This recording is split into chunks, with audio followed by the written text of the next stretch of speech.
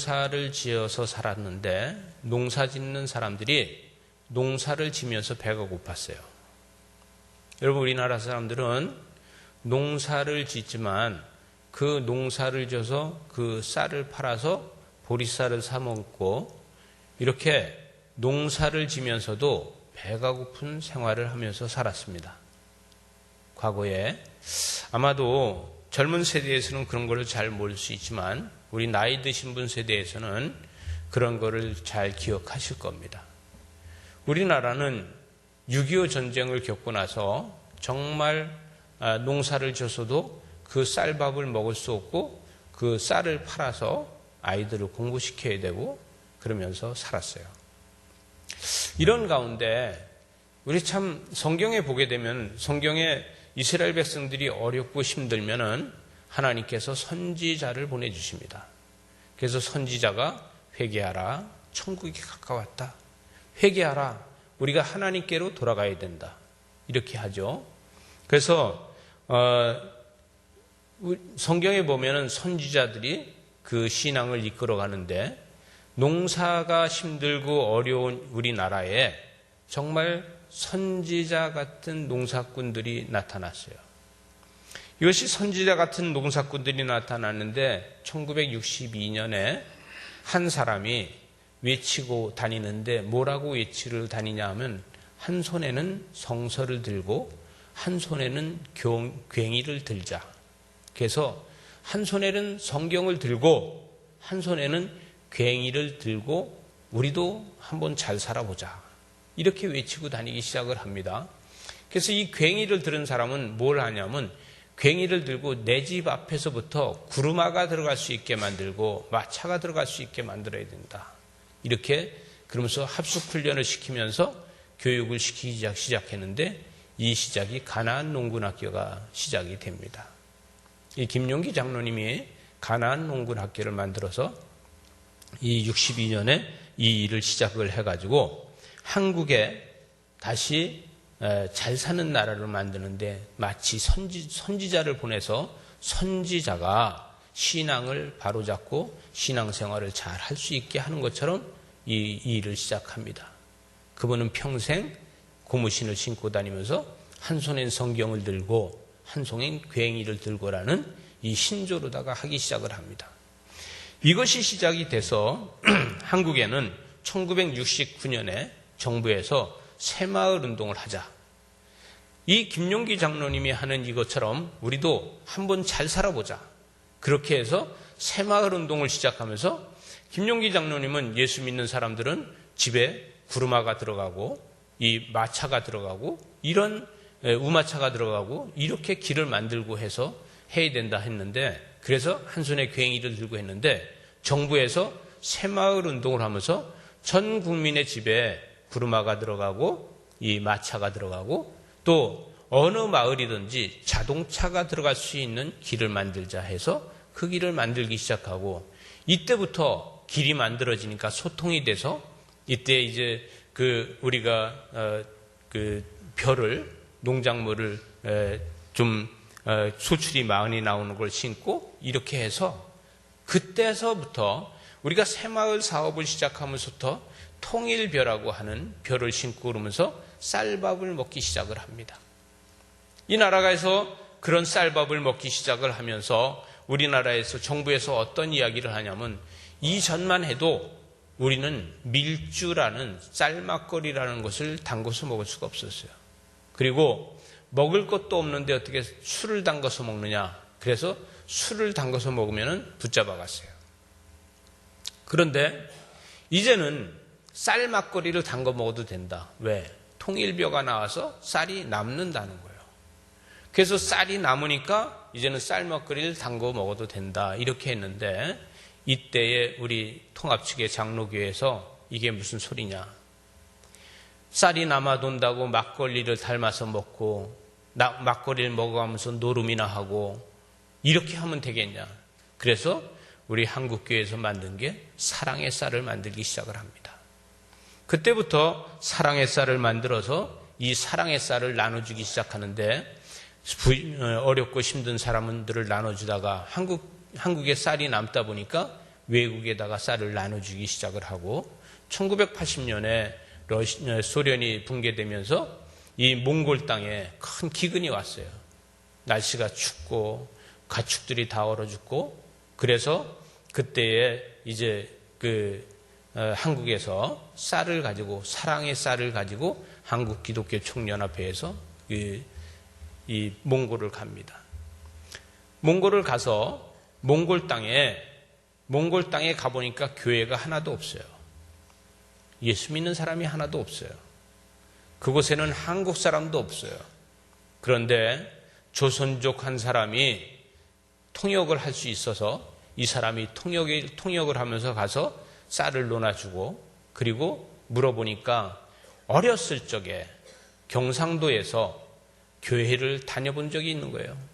마치 4살, 5살 요때 어린 시절에 교회를 다녀본 적이 있는 거예요. 그래서 이 사람을 붙잡고 호텔에 앉아서 여기에 갔던 20명이나 되는 사람들이 같이 앉아서 예배를 드리고 그때 그 돈을 달러로다가 헌금을 해서 그 돈을 그 여자분한테 맡겨줍니다. 이걸 가지고 이곳에서 불우한 사람들을 위해서 쓰든가 여기서 교회를 만드는 일에 썼으면 좋겠습니다. 이렇게 해서 이걸 주었더니 이분이 이 한국 사람들이 돌아온 다음에 남편이 그때 당시에 몽골의 군대의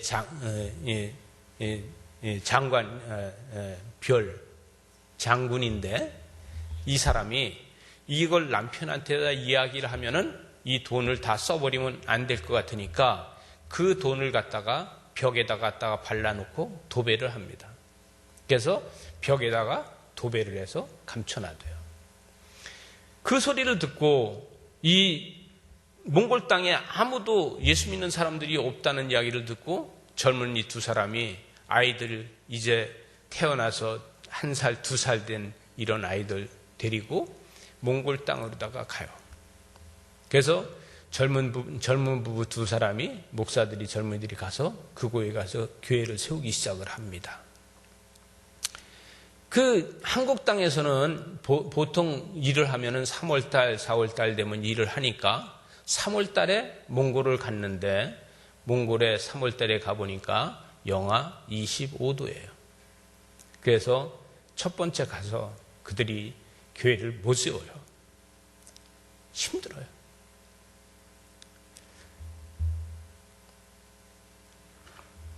물 좀 주세요. 그들이 하는 건 뭘 하냐면 하나님 얼어 죽지 않게 해주세요.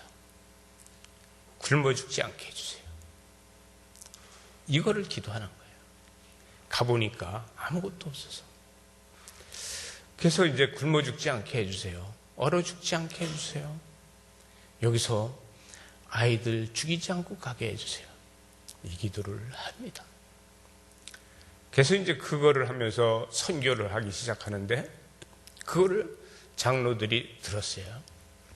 몇 장로들이 그걸 듣고서 이래서 선교를 해야 되겠다. 그래서 이제 장로들 9이서 그거를 선교를 그때 시작을 했어요. 그래서 장로들이 한국교회에도 돈 있는 장로들이 그 선교를 해야 되겠다. 그래서 무조건 선교를 하자. 그래서 그때 선교를 시작해서 장로 한 사람들이 돈들을 갖다 내라. 그래서 돈을 내기 시작했는데 그때 9명의 장로들이 돈을 내니까 한국 교회에서 여러분들 돈을 내면은 이 건축을 헌금을 한다든가 하면은 사실 1,000만 원만 해도 큰 돈인데 장로들 9명이 모이니까 9억이 모이더라고요. 그리고 더 많이 낸 사람 지금까지 약 한 120억이 투자가 됐는데 많이 낸 사람이 한 70억 정도 내고 조금 그 다음에 낸 사람이 한 20억 내고 15억 낸 사람이 있고 제일 작게 낸 사람이 1억을 내고 그래서 울란바토르 대학을 세워서 지금도 학생이 4,500명이나 되는 이런 대학이 세워졌어요. 그때 그 2사람은 최초로 다 가서 선교를 하다가 병이 들어서 나오게 돼요. 그래서 나와서 미국으로 가고 그런 과정에서 이제 가서 공부를 하고서 다시 지금 광나루 장신대 와서 교수를 하고 있고. 여러분, 우리는 이른 비와 늦은 비를 기다릴 수 있어야 됩니다. 우리가 하는 추수에서는요, 이른 비가 오고 나면요, 이른 비를 맞고 나서 늦은 비 때까지 기다려야지 추수가 돼요. 여러분, 신앙은 이른 비를 맞고 난 사람이 늦은 비를 기다릴 수 있어야 됩니다.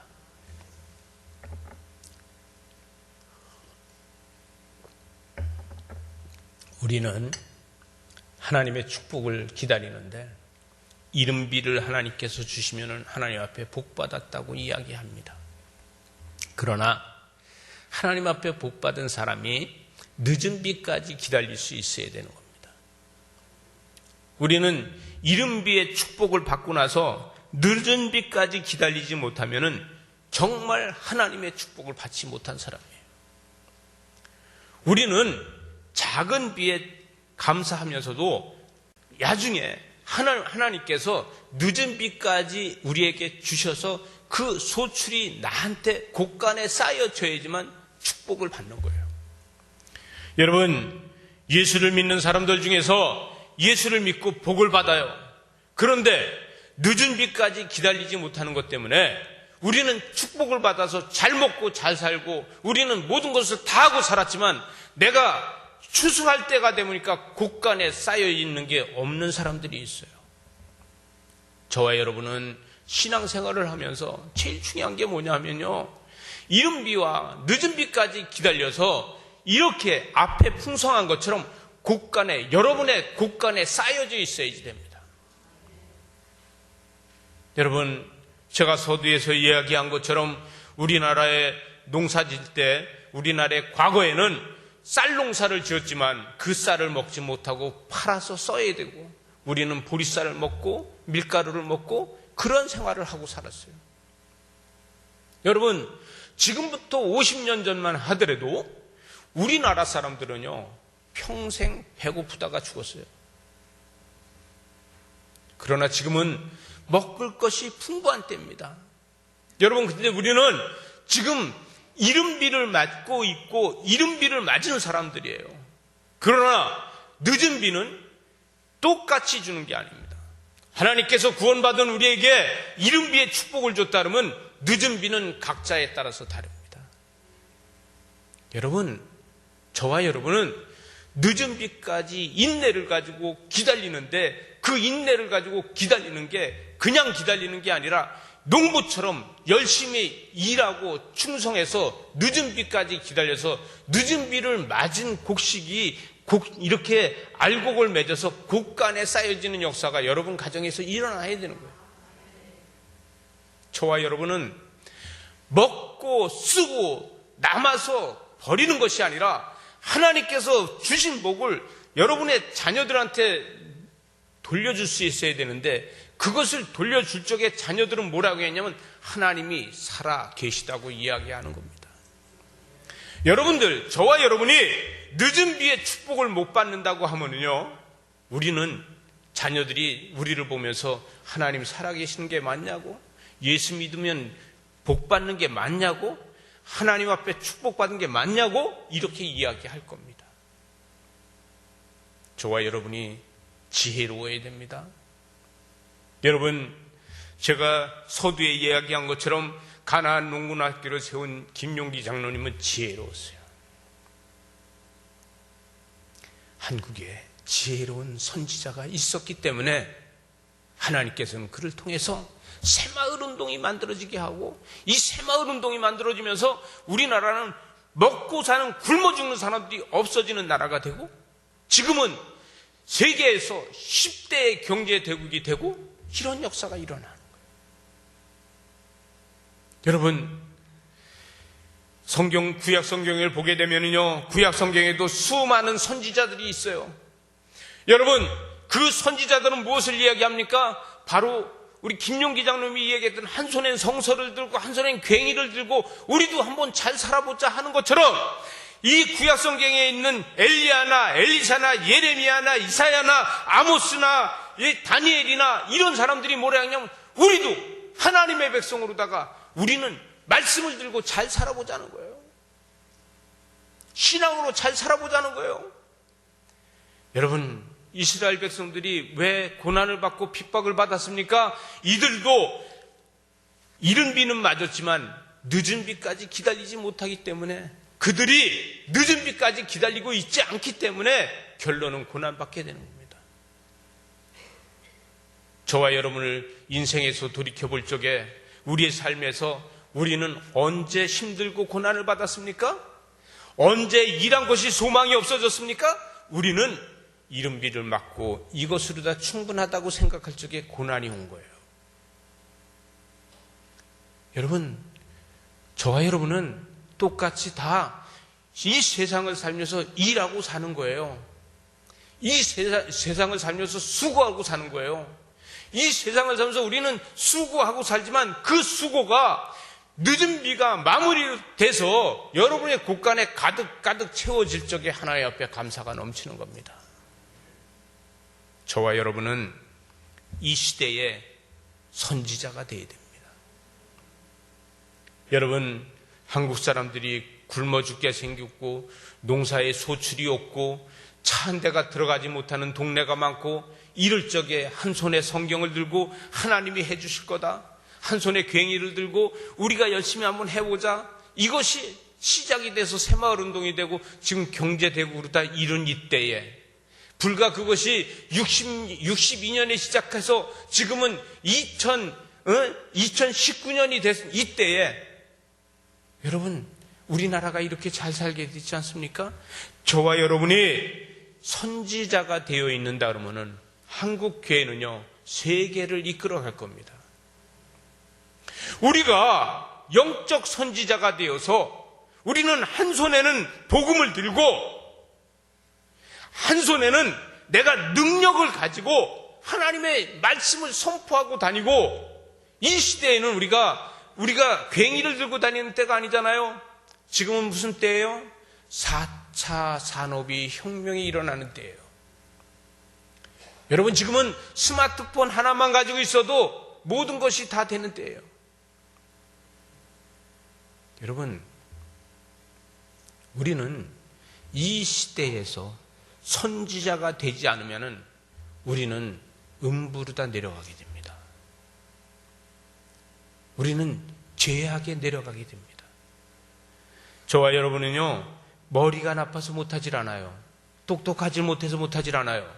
우리는 똑똑하고 머리도 좋지만, 그러나 우리는 믿음을 어떤 방향으로 다 바라보느냐가 중요한 거예요. 여러분, 똑같은 일을 했는데 태풍이 오고 똑같은 일을 했는데 이 태풍 때문에 과일이 다 떨어지고 이 곡식이 다 쓰러지면은요, 아무것도 아닌 거예요. 여러분, 곡식이 다 쓰러졌는데 늦은 비가 오면 뭘 합니까?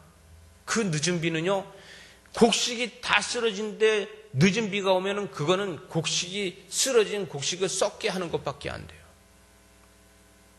여러분, 저와 여러분한테 하나님이 주시는 비 속에는 이른 비의 축복이 있고 늦은 비의 축복이 있는데, 우리가 고난 속에 있다 그러면요, 이 고난 속에서 늦은 비는 우리를 더 썩게 만드는 것밖에 아니에요.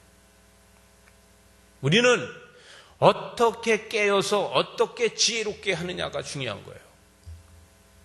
여러분, 신앙생활은요, 지혜롭게 해야 되는 거예요. 그러나 잔머리 굴리면 안 돼요. 여러분, 지혜롭게 하라 그랬더니 지혜롭게 안 하고 잔머리 굴려요. 그 잔머리 굴리는 건 아니에요. 믿음은 잔머리로 다 되는 게 아니잖아요. 신앙으로다가 할 수 있어야 됩니다. 여러분, 오늘 말씀에서 보니까 오늘 7절의 말씀이니까 농부가 땅에서 나는 귀한 열매를 바라고 길이 참아 이른 비와 늦은 비를 기다리나니. 우리는 늦은 비까지 오래오래 참고 기다릴 수 있어야 돼요.